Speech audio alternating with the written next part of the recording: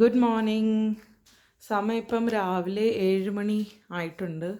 മക്കൾ സ്കൂളിൽ പോയി.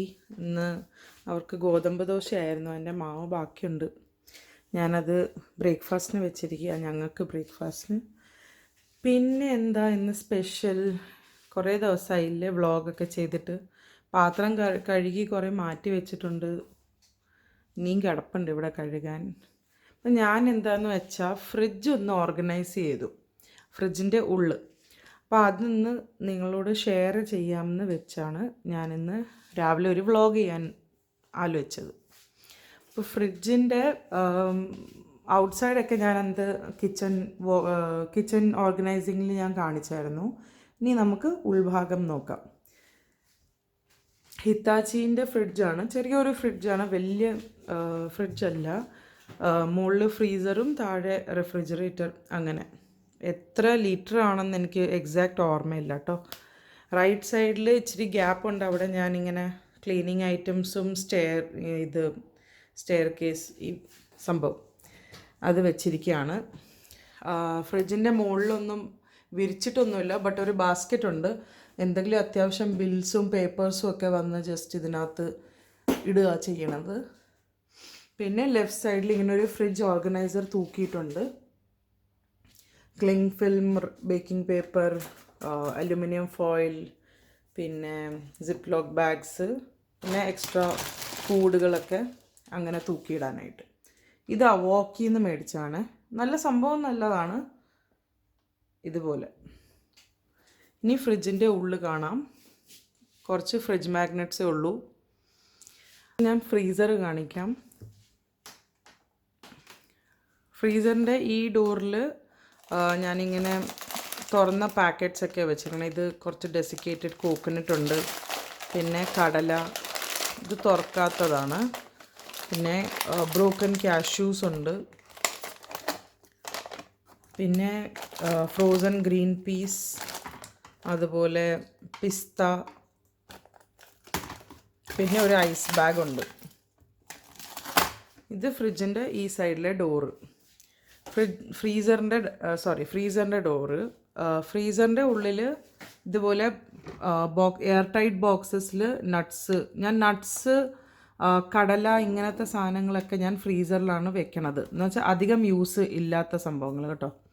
അപ്പോൾ ഇത് കാഷ്യൂസ്, വാൾനട്ട്സ്, പിന്നെ കടല, അതുപോലെ ഗ്രേറ്റഡ് കോക്കനട്ട് മേടിക്കണത്. നമ്മൾ സ്ഥിരം ലുലുന്ന് ഗ്രേറ്റഡ് കോക്കനട്ട് മേടിച്ചിങ്ങനെ ഫ്രീസറിനകത്ത് വെക്കുക പതിവ്. പിന്നെ അത് യൂസുള്ള അനുസരിച്ച് എടുത്തിട്ട് മൈക്രോവേവിൽ ഡീഫ്രീസ് ചെയ്തെടുക്കും. ബദാം, പിന്നെ കുറച്ച് ഐസ് ഉണ്ട്. പിന്നെ ഈ ബാസ്ക്കറ്റ് വെച്ചിരിക്കണമെന്ന് വെച്ചാൽ ഞാൻ നോൺ വെജ് ഒക്കെ മേടിക്കുമ്പം സെപ്പറേറ്റ് ബാക്കിയൊന്നിൻ്റെ അടുത്താകാതെ ഇരിക്കാനായിട്ട് ഇങ്ങനെ ഒരു ബാസ്ക്കറ്റിനകത്താണ് വെക്കണത്. ഇതിപ്പം ഒരു പാക്കറ്റ് മീൻ വൃത്തിയാക്കിയത് മാത്രമേ ഇരിപ്പുള്ളൂ. അധികം നോൺ വെജ് അങ്ങനെ ഫ്രിഡ്ജിൽ മേടിച്ച് ഇങ്ങനെ സൂക്ഷിക്കാറില്ല. എന്ന് വെച്ചാൽ മേടിച്ച ഉടനെ 1-2 ദിവസം കൊണ്ട് കഴിച്ച് തീർക്കുക ചെയ്യണം. അപ്പോൾ ഇതാണ് ഫ്രീസർ സെക്ഷൻ.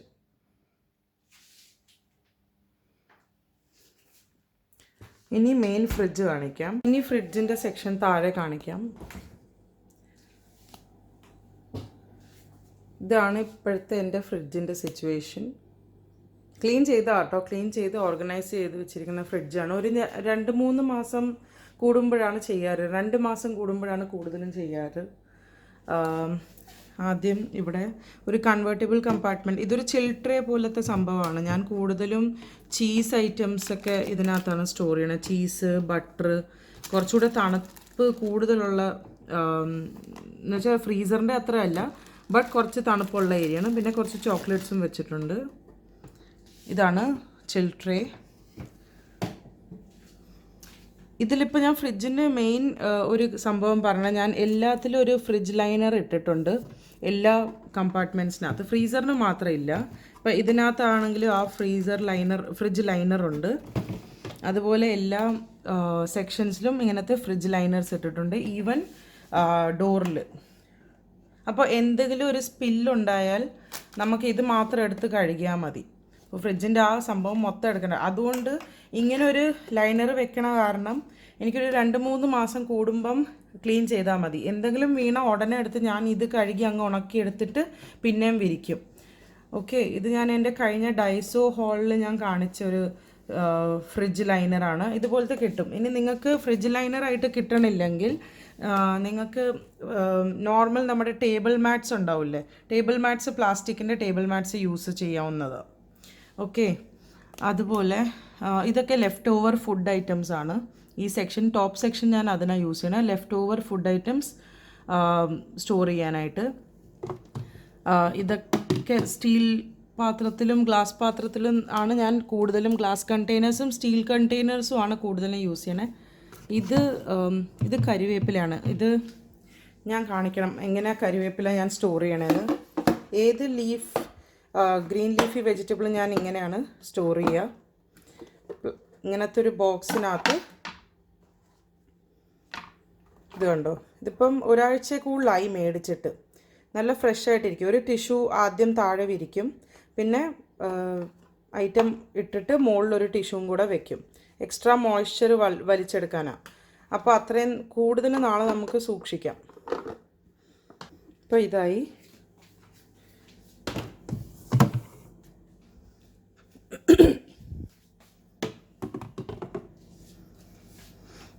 അതുപോലെ ഇത് ഫ്രിഡ്ജ് ബാസ്ക്കറ്റ്സ് ആണ്. ഫ്രിഡ്ജ് ബാസ്ക്കറ്റ്സ് ഞാൻ യൂസ് ചെയ്യണ കൂടുതലും വെജിറ്റബിൾസും ഇങ്ങനെയൊക്കെ ഓർഗനൈസ് ചെയ്തിടാനാണ്. ഇപ്പോൾ കൂടുതൽ വെജിറ്റബിൾസ് ഒന്നും ഇല്ല എൻ്റെ ഫ്രിഡ്ജിൽ. ഞാൻ അത്യാവശ്യം ഒരാഴ്ചത്തേക്കും ഉള്ള മാത്രമേ മേടിക്കാറുള്ളൂ. ഇപ്പോൾ ക്യാരറ്റും കുറച്ച് തക്കാളി ഉണ്ട്. അതുപോലെ ഈ ബാസ്ക്കറ്റിനകത്ത് ക്രീം, യോഗേർട്ട്, ഇത് ഗ്രീൻ ചില്ലിയാണ്. ഗ്രീൻ ചില്ലി ഇതുപോലെ തന്നെ താഴെ ഒരു ടിഷ്യൂ വിരിച്ചിട്ട് ഞാൻ ഗ്രീൻ ചില്ലി ഒരു ഗ്ലാസ് ജാറിനകത്ത്, ഈ പഴയ സാധനങ്ങളൊക്കെ തീരില്ലേ, അപ്പോൾ അതിനകത്ത് ഗ്ലാസ് ജാറൊക്കെ ഞാൻ കൂടുതലും കഴുകിയെടുത്തിട്ട് അതിനകത്താണ് ഇങ്ങനത്തെ സംഭവങ്ങളൊക്കെ സ്റ്റോർ ചെയ്യും.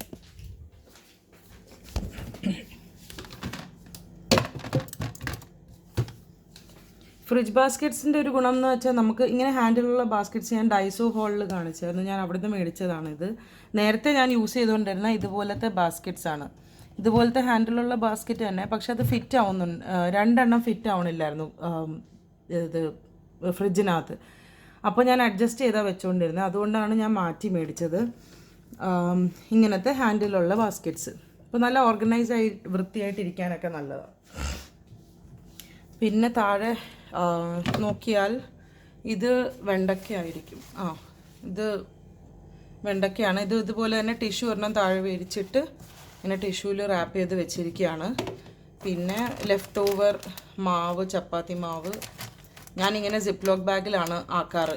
അതൊന്ന് എയർ കളഞ്ഞിട്ട് സീൽ ചെയ്ത് വെക്കും. അപ്പോൾ അങ്ങനെ വേഗം ചീത്തയാവുന്നില്ല, കറുത്ത് പോകുന്നില്ല. പിന്നെ ഇത് മോസ്റ്റ്ലി കോണ്ടിമെൻസിൻ്റെ ബാസ്ക്കറ്റാണ്. ഇങ്ങനെ ചട്നീസ്, പിന്നെ അച്ചാർ, സോസുകൾ, ജാം, ഇങ്ങനത്തെ സംഭവങ്ങളൊക്കെ ഞാൻ ഈ ബാസ്ക്കറ്റിലാണ് വെക്കണത്. ഓക്കെ, പിന്നെ വെജിറ്റബിൾ ആൻഡ് ഫ്രൂട്ട്സിൻ്റെ ട്രേ താഴത്തെ. അപ്പോൾ അധികമൊന്നും ഇല്ല. അത്യാവശ്യം പപ്പയ്യ, ഒരു ചെറിയ ക്യാബേജ്, ബ്രോക്കലി. ഇതിനകത്ത് ഞാനൊരു യോഗേർട്ടിൻ്റെ ബോക്സ് വെച്ചിരിക്കുന്നത്, ഇത് നാരങ്ങയും ഇഞ്ചിയും സ്റ്റോർ ചെയ്യാനാണ്. ഇത് ഞാനിങ്ങനെ ഒരു ബോക്സിൽ വെച്ചിരിക്കുക. അതുപോലെ വെജിറ്റബിൾ ഫ്രൂട്ട്സിൻ്റെ ട്രേയുടെ താഴെ ഒരു ടിഷ്യൂ നീളത്തിൽ വിരിച്ചിട്ടുണ്ട്. ഇതുപോലെ ഈ ഇലക്കറികളുടെ ഒക്കെ കച്ചറ വരില്ലേ, അതൊക്കെ നമുക്ക് ഇത് ജസ്റ്റ് എടുത്തങ്ങ് കളഞ്ഞാൽ മതി. എപ്പോഴും എടുത്ത് കഴുകേണ്ട കാര്യമില്ല. ഇനി ഫ്രിഡ്ജിൻ്റെ ഡോറിലോട്ട് നോക്കാം. ഡോറിൽ മുകളിൽ കുറേ എഗ്സ് ഉണ്ട്, എഗ്ഗ് ട്രേ ഉണ്ട്. എഗ് ട്രേയിലാണ് സൂക്ഷിക്കണ എഗ്സ്. ഇനി എഗ്സ് ഇല്ലെങ്കിൽ ഞാൻ ഈ ട്രേ എടുത്ത് മാറ്റും, റിമൂവബിളാണ്. അപ്പോൾ ഇതെടുത്ത് അങ്ങ് മാറ്റും, അത്രയും സ്ഥലം കൂടെ കിട്ടും എന്തെങ്കിലും വെക്കാൻ. പിന്നെ നാരങ്ങ, ഇഞ്ചി, മുറിച്ച പീസുകളൊക്കെ ഇവിടെ സ്റ്റോർ ചെയ്യും. ഷീറ്റ് വിരിച്ചിട്ടുണ്ട് ഞാൻ എല്ലാത്തിലും, താഴെ വരെ എല്ലാത്തിലും ഷീറ്റ് വിരിച്ചിട്ടുണ്ട്. ഇതൊരു ബ്രൗണി പീസാണ്. Vanilla essence, east, Eno, baking soda, അതുപോലെ താഴെ മേനേസ്, അരിപ്പൊടിയൊക്കെ ലെഫ്റ്റ് ഓവർ അരിപ്പൊടിയൊക്കെ ഫ്രിഡ്ജിലാണ് വെക്കാറ് പതിവ്. അതുപോലെ കോക്കനട്ട് മിൽക്ക് പൗഡർ, ഇതും ഫ്രിഡ്ജിലാണ് വെക്കാറ് പതിവ്. പിന്നെ ചിക്കൻ മസാലയാണ്. ചിക്കൻ മസാല ഒത്തിരി റെയറായിട്ടാണ് യൂസ് ചെയ്യണത്, അതുകൊണ്ട് ഞങ്ങൾ ഫ്രിഡ്ജിലാണ് വെച്ചിരിക്കുന്നത്. പിന്നെ താഴോട്ട് പോയാൽ പാലുണ്ട്, ടെട്രാ പാക്ക് മിൽക്കിൻ്റെ പാലുണ്ട്. ടെട്രാ പാക്ക് മിൽക്ക് ആണ് യൂസ് ചെയ്യാറ്. സ്ക്വാഷ് ഉണ്ട്. പിന്നെ ഇത് വിപ്പിംഗ് ക്രീമാണ്.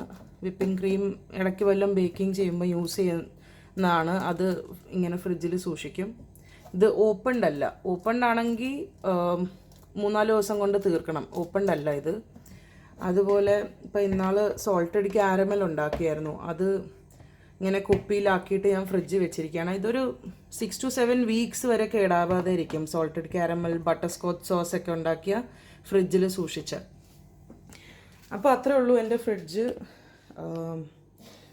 ഓർഗനൈസിങ്ങിൻ്റെ ടിപ്സ് എന്താണെന്ന് വെച്ചാൽ, ഒരെണ്ണം ഫ്രിഡ്ജിൽ ലൈനർ വിരിക്കുക എല്ലാ പ്രാവശ്യവും എന്തെങ്കിലും വെക്കുമ്പം, so that it will be easier to clean.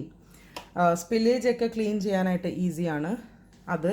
പിന്നെ ബാസ്ക്കറ്റ്സ് ഉപയോഗിച്ചാൽ നിങ്ങൾക്ക് എല്ലാം ഡിഫറൻഷിയേറ്റ് ചെയ്ത് വെക്കാൻ നല്ലതാണ്. വെജിറ്റബിൾസ് ആയാലും ഫ്രൂട്ട്സ് ആയാലും പിന്നെ കോണ്ടിമെൻറ്റ്സ് ഒക്കെ ആയാലും സെപ്പറേറ്റ് ആക്കി വെക്കാം. പിന്നെ ഫ്രിഡ്ജിന് ഓവറോൾ ഒരു വൃത്തി ഉണ്ടാവും കാണാനും. പിന്നെ ഒരു ടിപ്പും കൂടെ ഉള്ളതെന്ന് വെച്ചാൽ, എക്സ്പയറി ആയ സാധനങ്ങളൊക്കെ ഒരു 2 മാസം കൂടുമ്പോൾ നോക്കിയിട്ട് എടുത്ത് കളയുക. എല്ലാത്തിൻ്റെയും ഡേറ്റ് നോക്കിയിട്ട് വെക്കുക. ഇനിയിപ്പോൾ ഒരു 2 മാസം കൂടുമ്പോഴൊക്കെ എക്സ്പയറി ഒന്ന് ക്ലീനിങ് ചെയ്യാനായിട്ട് എടുക്കുമ്പം എക്സ്പയറി ആയ സംഭവങ്ങളൊക്കെ എടുത്ത് മാറ്റുക. അത്രേ ഉള്ളൂ. സിമ്പിളായിട്ടുള്ള ഫ്രിഡ്ജാണ്. സിമ്പിളായിട്ടുള്ള ഓർഗനൈസിങ് ടിപ്സും കൂടെയാണ്. അപ്പോൾ അത്രേ ഉള്ളൂ. ഇന്നത്തെ ചെറിയൊരു വ്ളോഗായിരുന്നു. നിങ്ങൾക്ക് എല്ലാവർക്കും ഇഷ്ടപ്പെട്ടെന്ന് കരുതുന്നു. അപ്പോൾ നെക്സ്റ്റ് വ്ളോഗിൽ കൂടെ കാണാം. Thank you. Bye bye.